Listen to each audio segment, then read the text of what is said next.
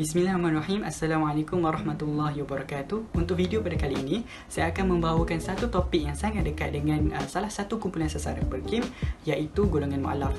Jadi seperti yang kita sedia maklum sebelum ini, kita sudah faham apakah itu maksud mu'alaf. Mu'alaf adalah golongan bukan Islam yang memeluk agama Islam. Berbeza dengan mereka yang lahir je dari Islam macam saya, mu'alaf selepas saja mereka memeluk agama Islam, mereka akan melalui satu perubahan yang besar dalam hidup mereka. Dan dalam proses mereka menghadapi perubahan-perubahan ini, sudah tentunya mereka akan menemukan bibit-bibit cabaran yang akan menduga keteguhan iman mereka. Dan untuk video pada kali inilah, saya akan menerangkan sedikit cabaran-cabaran yang dihadapi oleh golongan mu'alaf di Malaysia. Cabaran pertama yang saya akan sentuh adalah cabaran etnik. Jadi di sini kita akan lihat ada dua aspek. Aspek pertama adalah dari segi penerimaan masyarakat Melayu Islam, dan aspek kedua adalah penerimaan masyarakat agama asal para mu'alaf ini seperti Hindu dan Buddha. Dari segi penerimaan masyarakat Melayu Islam, ada segelintir antara mereka yang bersikap prejudis terhadap golongan mu'alaf. Ada antara mereka yang menyangka bahawa kemasukan Islam golongan mu'alaf adalah atas sebab-sebab motif tertentu. Dan ada juga tanggapan tidak sihat yang antara masyarakat Islam yang mahu melihat golongan mu'alaf ini mengamalkan budaya-budaya Melayu yang sememangnya sinonim dengan agama Islam itu secara total. Hal ini disebabkan kita telah dibasuh dengan idea bahawa orang yang masuk Islam itu masuk Melayu. Tanggapan ini juga tidak kurangnya dari segi penerimaan masyarakat agama asal mu'alaf ini. Bahkan ada sampai ke tahap ekstrim di mana mereka menganggap orang yang masuk Islam itu adalah pengkhianat bangsa. Fenomena-fenomena sebeginilah yang menyebabkan para mu'alaf, golongan mu'alaf itu sendiri tersepit di tengah-tengah.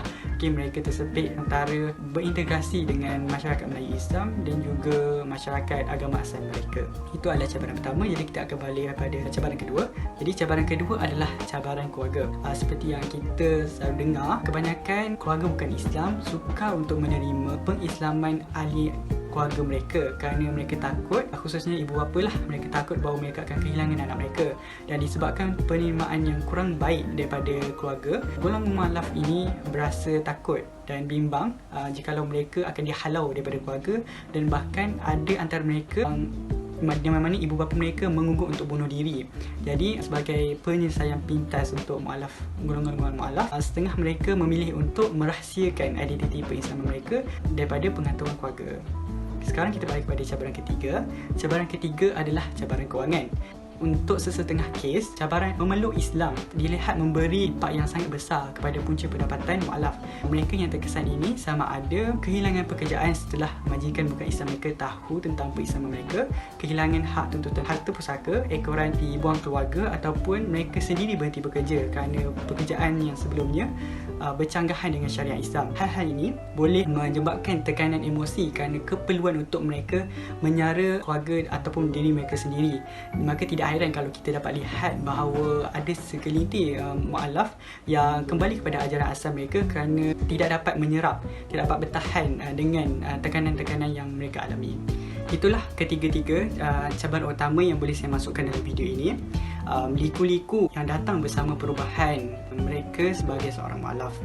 Dan cabaran, halangan semua ini sangat sukar untuk mereka tempuhi berseorangan, tetapi ia tidak mustahil untuk ditangani bersama dengan adanya pertubuhan penting seperti Perkim, institusi zakat dan juga pertubuhan-pertubuhan lain di Malaysia dalam usaha untuk menyebarkan maklumat atau realiti berkenaan mu'alaf dan juga membantu mereka dari pelbagai aspek. InsyaAllah semua cabaran yang saya katakan tadi boleh dikurangkan sedikit demi sedikit.